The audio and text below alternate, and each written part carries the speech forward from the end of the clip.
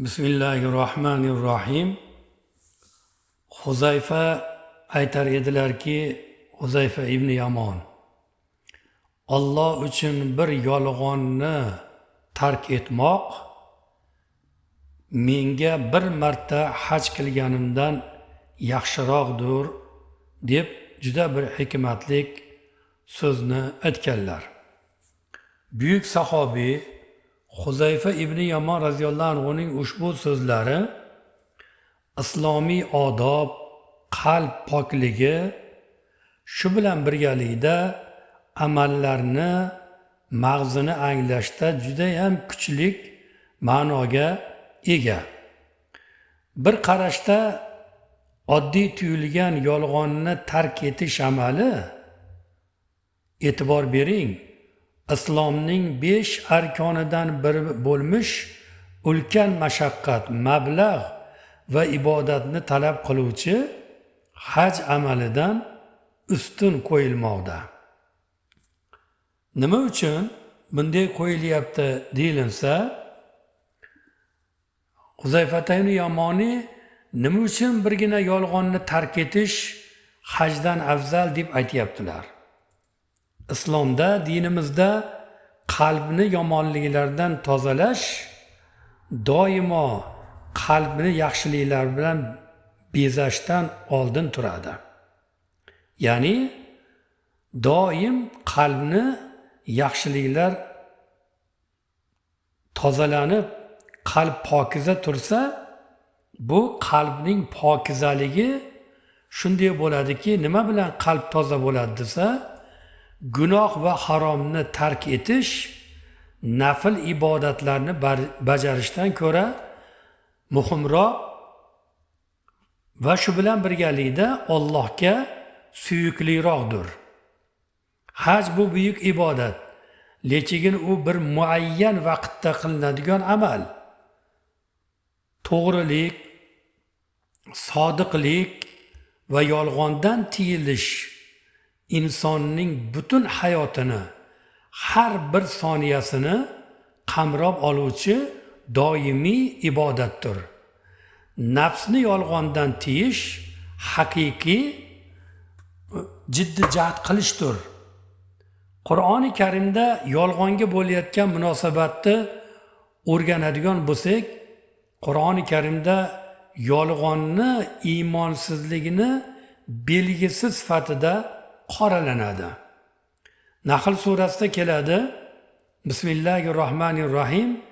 Yolg'on so'zlarni faqat Allohning oyatlariga iymon keltirmaydiganlargina to'qirlar. Qarang, yolg'onni Allohni oyatlariga iymon keltirmaydigan odamlargina to'qiydilar. Ana o'shalarning o'zlari yolg'onchidirlar. Ya'ni yolg'onni to'qib, gapirib, yolg'on gaplar bilan odamlarga yolg'onga ishontirib yorishlik, bu Allohning oyatiga ishonmagan odamlarni fe'li deb e'tirof etilyapti. Yana bir oyatda esa yolg'onchilik qalbining munofiqlik sari yuz tutishga sabab bo'lishi aytilingan. Ya'ni munofiqlikka yetaklab ketadi. Allohga bergan va'dalariga xilof qilganlari va yolg'on gapirganlari uchun Alloh ularni qalblariga munofiqlikni solib qo'ydi deb Alloh taolo Tavba surasida bayon qilyapti. Demak, azizlar, Alloh taologa bergan va'daga xilof qilishlik, Allohning talablarida, hukmlarida, tavsiyalarida, va'dalarida, va'idlarida bu aytaylik yolg'on, munofiqlik juda ham keng qamrovlik la'natlangan ishlardan hisoblanadi.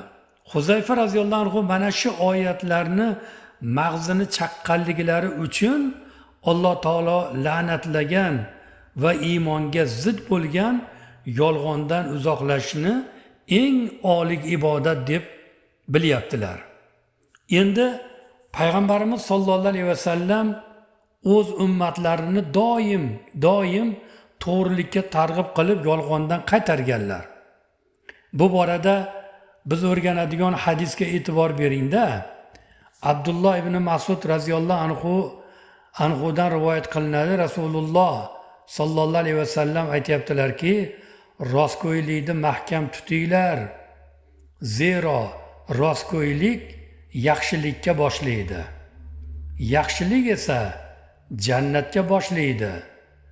Yolg'ondan uzoq bo'linglar. Chunki yolg'onchilik fojirlikka, ya'ni gunohga, fojirlik esa do'zaxga boshlaydi.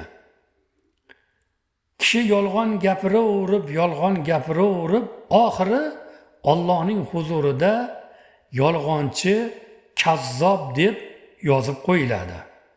Ya'ni otasini ismi yozilib, bu kazzob, palon ibn palon kazzob deb Alloh taoloni huzurida yozilib qoladi. Va mana shu qiyomat kuniga borganda o'zini gapirgan yolg'onlari bilan Allohning huzurida xorlik maqomida azoblanadi. Yana bir mashhur hadisda sahobalar payg'ambar alayhissalomdan so'rashdi: "Ey Allohning rasuli, mo'min qo'rqoq bo'lishi mumkinmi?" deganlarda, "Ha, qo'rqoq bo'lishi mumkin." "Mo'min baxil bo'lishligi mumkinmi?" "Bo'lishi mumkin, ha" dedilar. "Mo'min yolg'onchi bo'lishi mumkinmi?" deganlarda payg'ambar alayhissalom keskin yo'q deb javob berdilar. Hatto yolg'onchi mening ummatim emas degan hadislar ham bayon qilingan. Bundan ko'rinadiki, yolg'on mo'minning tabiatiga umuman to'g'ri kelmaydigan, iymonni yemiruvchi illatlardan hisoblanadi. Shuning uchun agar biz islom tarixiga nazar tashlaydigan bo'lsak, G'avsul Azam Abdul Qodir Jiloniy yoshliklarida ilm izlab karvon bilan yo'lga chiqqanlarida onalari kiyimlarini ichiga 40 dinor pul tikib berib, hech qachon yolg'on gapirma bolam deb bolasidan va'da oladilar. Yo'lda karvonga qaroqchilar hujum qiladi.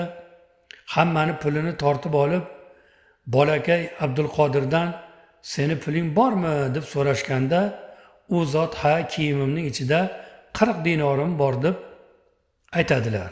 Qaroqchilar hayron bo'lib, "Nima uchun aytding? Aytmasang bilmas edik-ku" deyishganda, u zot "Onamga yolg'on gapirmaslikka va'da berganman. Onamga bergan va'damni buzib, Allohga osiy bo'lishlikdan qo'rqaman" deganlarda, bu rostgo'ylik karvonboshi qaroqchini qalbini larzaga soladi va u barcha sheriklari bilan tavba qiladi. Birgina rostgo'ylik bir to'da jinoyatchini hidoyatiga sabab bo'ladi. Abdul Qodir Jiloniy hazratlari bir og'iz rost so'zlari bilan mana shunday hikmatni joriy qilib qo'yadilar.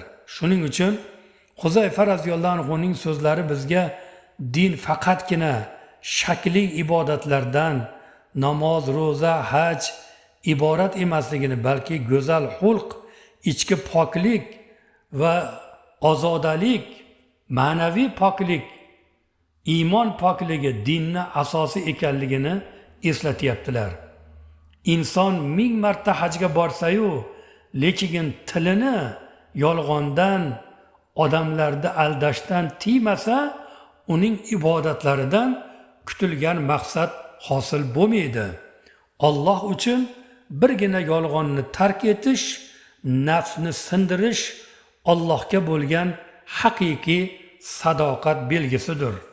Azizlar, Alloh subhanahu va taolo ushbu Huzayfa Yamoniyni muborak nasihatlariga amal qilishlik barchalarimizga nasib qilsin. Sog' bo'linglar.